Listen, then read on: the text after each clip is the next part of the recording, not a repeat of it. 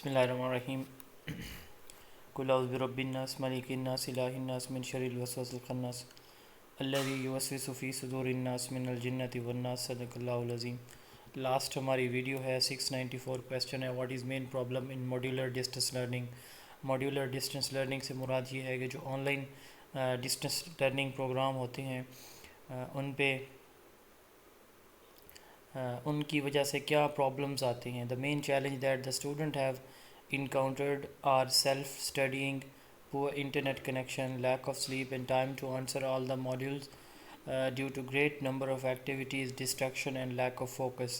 तो ये वो प्रॉब्लम्स है, फोकस नहीं रह पाता, डिस्ट्रैक्शन होती है, नंबर ऑफ़ एक्टिविटीज़ ज़्यादा होती हैं, प्रॉपर टाइम नहीं दे पाते स्टूडेंट आंसर करने का, क्वेश्चन पूछने का।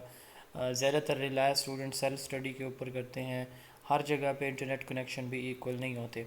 Who has given the concept of liberal education, general education जिसे हम बोलते हैं, यानी वो फंडामेंटल एजुकेशन जो तमाम इंडिविजुअल्स के लिए लाजमी है। रॉबर्ट हैचन्स ने, जो फादर ऑफ पेरिनियलिज्म थे, इन्होंने दिया था 3 आवर्स का कॉन्सेप्ट भी इन्होंने ही दिया था, रीड राइट एंड अरिथमेटिक्स का, कि ये लाजमी होनी चाहिए इसमें लिबरल एजुकेशन में। Which city is called city of colleges. Lahore को सिटी ऑफ कॉलेजेस कहा जाता है क्योंकि इसमें मैक्सिमम नंबर ऑफ़ जो है वो कॉलेजेस एंड यूनिवर्सिटीज़ हैं। Which new division has been announce इन पंजाब। गुजरात जिसके अंदर ये 10वीं डिवीज़न होगी, जिसमें 3 अजला होंगे, गुजरात, मंडी बहाउद्दीन एंड हाफिज़ाबाद। अभी 5 अजला भी अनाउंस हुए, वो भी मैंने ग्रुप में लिंक शेयर आपको कर दिया था, उसका टेक्स्ट शेयर कर दिया था, वो भी आप लाजमी देखिएगा वो जो 5 अजला हैं उनका। जी नेक्स्ट क्वेश्चन है, what is confidence level and confidence interval. Confidence level एक रिसर्चर का वो कॉन्फिडेंस होता है कि जो उसने अपने स्टडी से, अपने सब्जेक्ट से जो डाटा कलेक्ट किया होता है उसके बारे में वो कितना कॉन्फिडेंट है।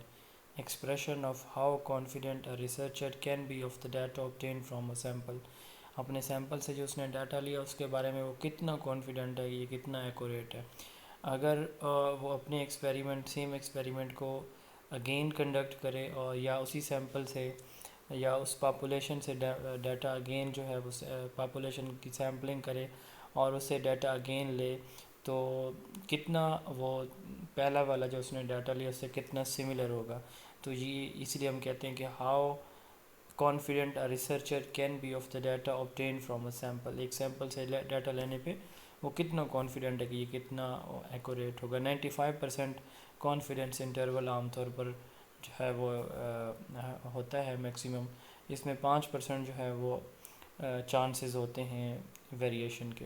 कॉन्फिडेंस इंटरवल किसको कहते हैं? कॉन्फिडेंस इंटरवल एक कॉन्फिडेंस लेवल की अपर और लोअर बाउंड्री को हम कहते हैं कि मैक्सिमम या मिनिमम यहाँ से यहाँ तक हो सकता है।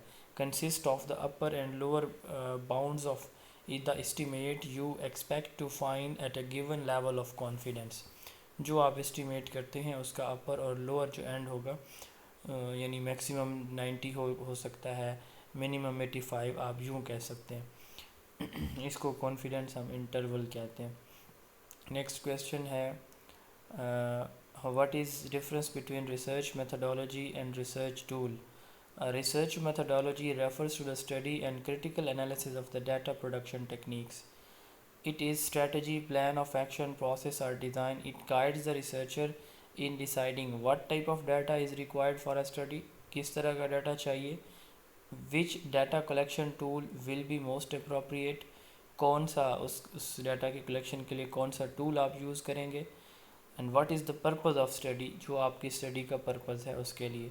It is methodological question that leads the researcher to ask how the world should be studied, कि कैसे आपने अपने रिसर्च पूरी कंडक्ट करनी है। मेथडोलॉजी आपको ये बताती है। रिसर्च टूल बेसिकली वो इंस्ट्रूमेंट होते हैं जो हम रिसर्च के अंदर डाटा कलेक्शन के लिए यूज़ करते हैं अपने रिस्पोंडेंट से। ये क्वेश्चनियर हैं, ओपन एंडेड, क्लोज एंडेड हो सकते हैं, interview, observation, personality test, सोशियोग्राम, sociometric techniques, ink blot test, sentence completion test etcetera.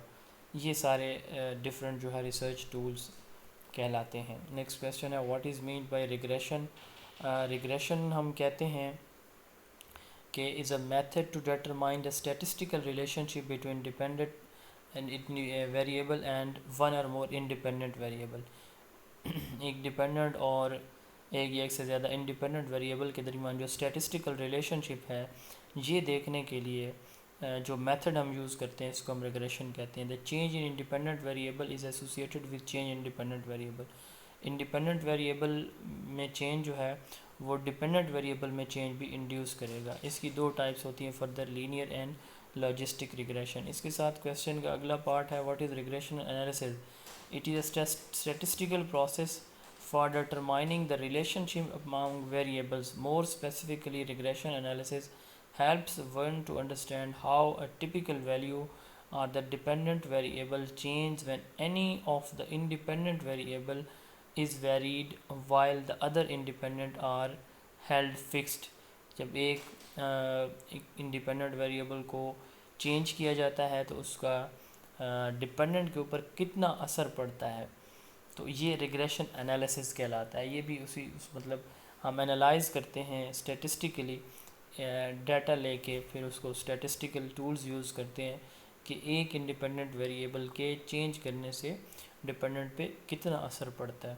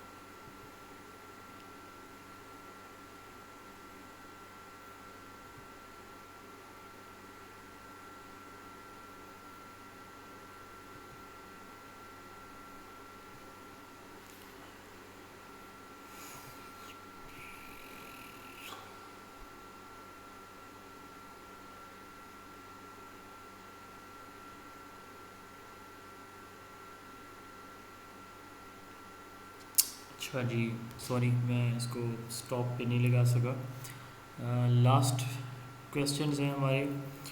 What is difference between aptitude test and attitude test. Aptitude test وہ ٹیسٹ ہوتا ہے جو ایک لرنر کا فیوچر پوٹینشیل، فیوچر کیپیبلٹی کو میئر کرتا ہے، اس کو ہم ایپٹیٹیوڈ ٹیسٹ کہتے ہیں. اور ایٹیٹیوڈ ٹیسٹ وہ ٹیسٹ جو ایک انڈیویجول کا جو بیہیویئر ہے، اوپینینز ہیں، بلیوز ہیں، اس کو میئر کرنے کے لیے جو ٹیسٹ یوز کیا جاتا ہے اس کو ہم ایٹیٹیوڈ ٹیسٹ کہتے ہیں. یعنی ایپٹیٹیوڈ فیوچر پوٹینشیل کو اور ایٹیٹیوڈ جو ہے بیہیویئر کو، اوپینینز کو میئر کرنے کے لیے یوز کیا جاتا ہے. جیسے لکٹ ٹیسٹ جو ہے وہ لکٹ اسکیل یوز کیا جاتا ہے.